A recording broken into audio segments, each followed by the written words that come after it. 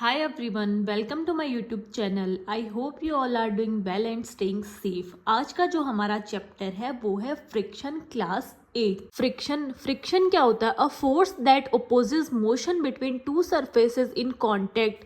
वो फोर्स वो कब लगता है? जब दो सरफेस जो है वो कांटेक्ट में आती हैं, उस टाइम पे क्या होता है? फ्रिक्शन होता है. एग्जाम्पल की बात करें, book slides on a table and slows down. कोई भी बुक है, हमने टेबल पे क्या की, स्लाइड की और वो स्लोज डाउन हुई, तो वो किसका एग्जाम्पल है? फ्रिक्शन का. कोई भी स्मूथ सरफेस है, स्मूथ सरफेस जैसे स्लिपरी सरफेस है, तो उसमें क्या होता है? हमें चलने में डिफ़िकल्टी होती है. आप स्लाइड की बात कर लो, उस पर हम चलेंगे तो हमें डिफ़िकल्टी होगी चलने में. लेकिन अगर रफ सरफेस है तो हम वहाँ पर क्या करेंगे? बहुत ईजीली चल पाएंगे. Force of friction. अब फोर्स ऑफ फ्रिक्शन क्या है? If apply force along the left, friction acts along the right. अगर हमने फोर्स जो है वो लेफ्ट साइड में लगाया है तो फ्रिक्शन क्या करेगा? राइट साइड में होगा. If apply the force along the right, friction acts along the left. अगर हमने जो फोर्स अप्लाई किया है वो राइट साइड में किया है तो फ्रिक्शन कौन सी साइड में होगा? लेफ्ट साइड में. मतलब सीधा है कि फोर्स और फ्रिक्शन दोनों क्या होंगे? ऑपोजिट डायरेक्शन में लगेंगे. फोर्स लेफ्ट में हुआ है तो फ्रिक्शन राइट में होगा, और अगर फोर्स राइट में हुआ है तो फ्रिक्शन क्या होगा? लेफ्ट में होगा. Factors affecting friction. अब कौन कौन से फैक्टर जो है वो फ्रिक्शन को अफेक्ट करते हैं? The nature of the surface in contact. किसी भी सरफेस के कांटेक्ट में आने से अब वो सरफेस रफ भी हो सकती है या फिर स्मूथ भी हो सकती है. The force pressing them together, weight, normal force. वो फोर्स जो क्या कर रहा है? फोर्स लग रहा है वहाँ पर.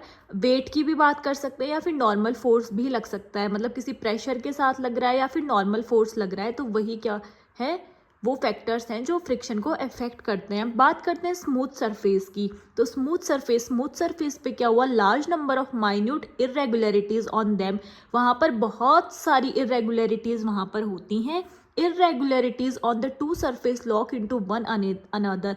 जब दो सरफेस में इरेगुलरिटीज है तो वो आपस में क्या हो जाएंगी? लॉकअप हो जाएंगी. When we attempt to move any surface, we have to apply a force to overcome interlock. और जब हम क्या कर रहे हैं? किसी भी सरफेस पे हम मूव कर रहे हैं तो हमें क्या करना होगा?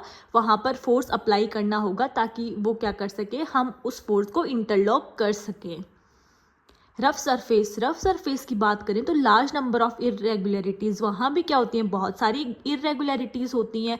Force of friction is greater, और वहाँ पर क्या होता है? फोर्स ऑफ फ्रिक्शन ज़्यादा होता है. If two surfaces are pressed with force, friction will increase. अगर दो सरफेसेस को जो है प्रेस किया गया है फोर्स के साथ, तो वहाँ पर क्या होगा? फ्रिक्शन इंक्रीज होगा. If two surfaces are not pressed with force, friction will not increase. अगर दो सरफेस को फोर्स के साथ प्रेस नहीं किया गया है तो वहाँ पर क्या होगा? फ्रिक्शन इंक्रीज नहीं होगा. अगर प्रेस किया गया है तो वहाँ पर इंक्रीज होगा, और नहीं किया गया तो वहाँ पर नहीं होगा.